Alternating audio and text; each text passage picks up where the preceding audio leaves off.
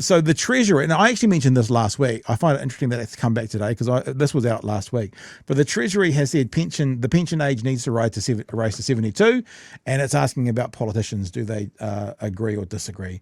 A sobering report from Treasury paints a picture of extreme debt if taxes don't rise or the pension age isn't increased, but neither of these policies are election winners. So is there any political consensus? This is a really, really fair point, because we've had this conversation several times on this show, and it's very clear that we do not have the money today to run the pension as we're running it today.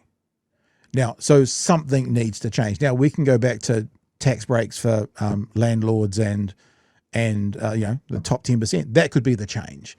But if it stays as it is today, the country doesn't have the money to keep the pension age at 65, but a government could change financial policy to make it work. Right? So I'm not saying so therefore we have to lift it, but we've got to do something. We either need to change the financial coffers the government's got, which we could do tomorrow, or you can raise the age.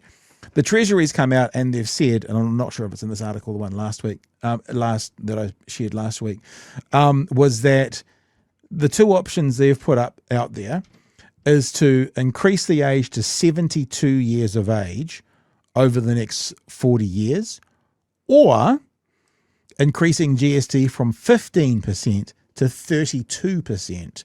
So doubling and a bit GST to pay from it. Cuts to health and welfare also suggested. Look, the reality is there's easy ways to pay for this in an aging population, and it does involve a tax take, and it could be changed. But, I mean, it's a fair conversation to go, what do we do about the pension problem? Because it is a problem because we have an aging population.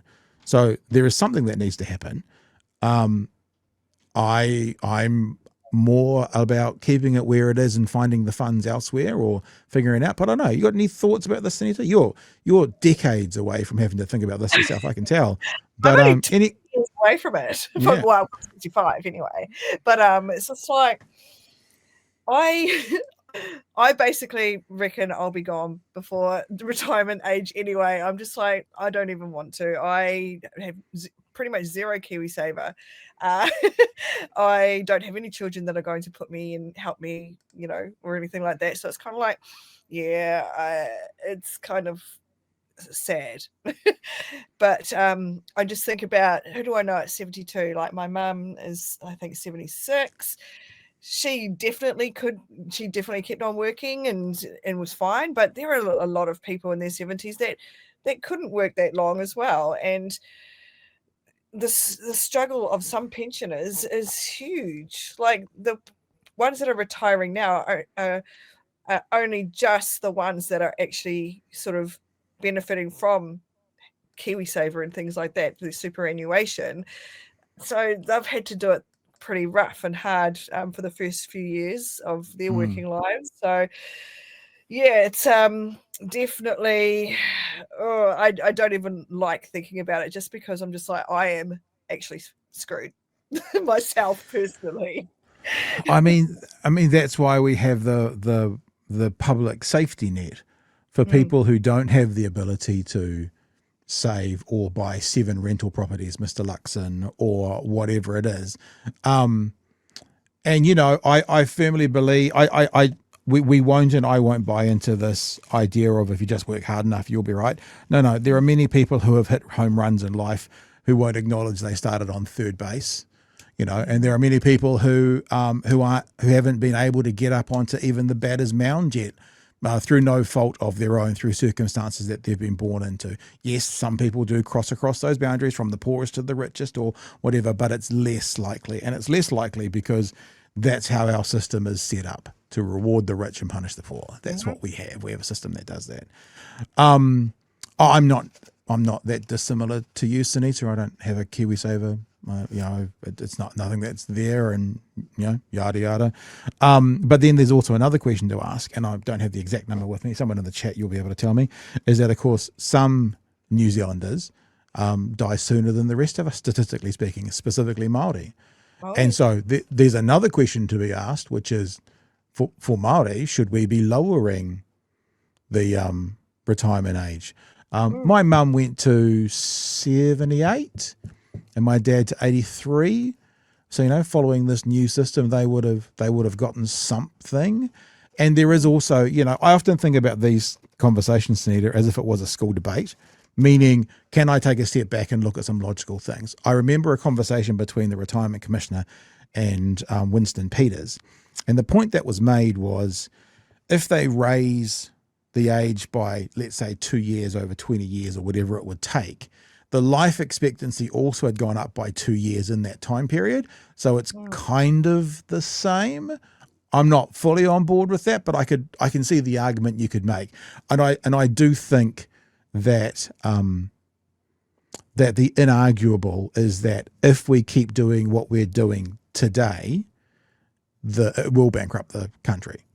And so some changes have to be made. And lots of people in the chat are making some of the obvious suggestions, like JC, tax the 1%. You are finding that there's people getting dementia and Alzheimer's and things much earlier too. Like, we've got health issues and things going on with that are going to cause a lot of issues if you're raising it up a bit any higher. Like, some people in their 55, as young as 55, are developing these issues that mean that they're pretty much going to be incapacitated really quickly. Yeah. What happens? They can't carry on. And that's why we need to have a strong safety net that includes things like whatever the version of a sickness benefit is for people who can't do that. They can access it earlier. Waiheke has another solution which could be implemented today, which is means test the pension. Respectfully, those people who have hit a home run because they've started on third base don't typically need the $250 a week or whatever with their 7 rental properties, Mr. Luxon. So, for the sake of someone who has always been in the bottom third of earning, maybe you can give up the money that you don't even need as a service to your country for others who are more needing. Master also says, let's increase the GST. I dare them. Yeah. I mean, that's it. But that's what the article is saying. The article is saying the idea of raising the pension, the idea of raising taxes, the idea of raising GST, none of those are, but because in general, voters are immature, therefore we can't have a real honest conversation. That means those conversations can't be winning ones, which is why I guess if they're talking about it being bipartisan, that's what needs to happen. There needs to be a bipartisan group in government and in parliament put together to come up with some solutions. Then maybe those solutions get put to a referendum. Then maybe that's the thing that directs policy. Maybe. That could be a way of looking at it. I don't know what the outcomes would be, but yeah. Winston Peters is the worst at it. And he's the worst at it and the best at it. Again, I can remember a conversation and he spins it so well because when you talk about, it might have been that same conversation with the retirement commissioner. He talks about this being an attack on the elderly.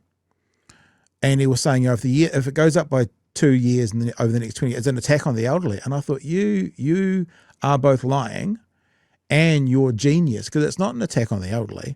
It's an attack on the 40-year-olds because the elderly already have their pensions. It's actually an attack on people who would get a pension in 20 years from now, but he gets to spin it and he gets to use his way of saying things and it works. So he's both a villain and a genius all at the same time.